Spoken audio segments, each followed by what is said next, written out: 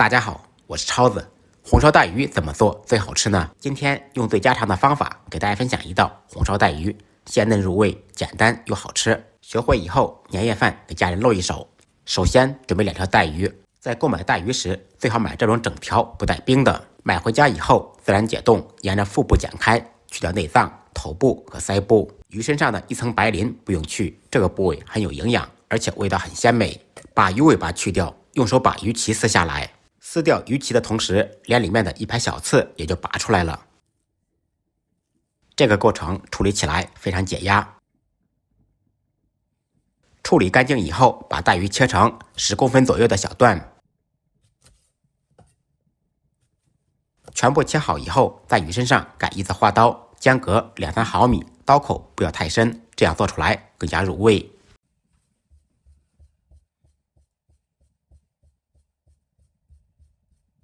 改好刀的带鱼放入大盆中，放入少许姜片、小葱，伤口上撒少许盐、少许料酒或者黄酒，再来少许白胡椒粉。用我的左手把葱姜攥出汁水，抓拌均匀，腌制半个小时左右。利用这个时间准备一点小料：1小块生姜切成薄片，大葱切成小段。不能吃辣的同学放2个干辣椒锻炼一下，再来3-4粒花椒。半小时以后，带鱼就腌好了。把葱姜剪出来，处理干净以后，拍上1层玉米淀粉，淀粉不要太多，薄薄的1层就可以了。放淀粉可以锁住鱼肉的水分，做出来更加鲜嫩。用手抓拌均匀，使每一块鱼肉都均匀的裹上淀粉。材料准备好以后，接下来开始制作。起锅，锅烧空气，烧至冒烟以后，放上少许油。在煎鱼之前，铁锅一定要足够热，这样才不会粘锅。先用油润遍锅的全身，把油烧热。油热以后，放入带鱼，摆好队形，一个个来。带鱼全部下锅以后，先不要着急翻动，等待其定型。煎鱼时家庭小灶，全程开中火，10几秒钟以后再晃动锅，使其受热均匀。开中火在锅中煎约2-3分钟，煎好一面，趁其不备，翻过来煎另一面。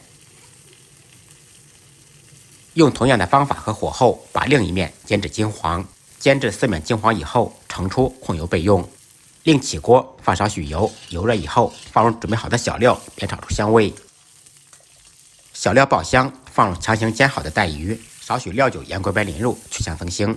生抽、酱油炝锅，提鲜提味。随后加入清水，水稍微没过带鱼，放入一点老抽调下底色。因为带鱼提前已经腌制了，生抽也是咸的，所以盐不要太多，有1点就可以了。放入1小勺白糖，少许白胡椒粉，盖上盖子，开中火烧5分钟。时间到，掀开盖子，满屋飘香，把葱姜小料捡出来，沿着锅边烹入一点米醋或者香醋，解腻增香。这个时候改开大火再烧2分钟，把汤汁收紧，烧至粘稠。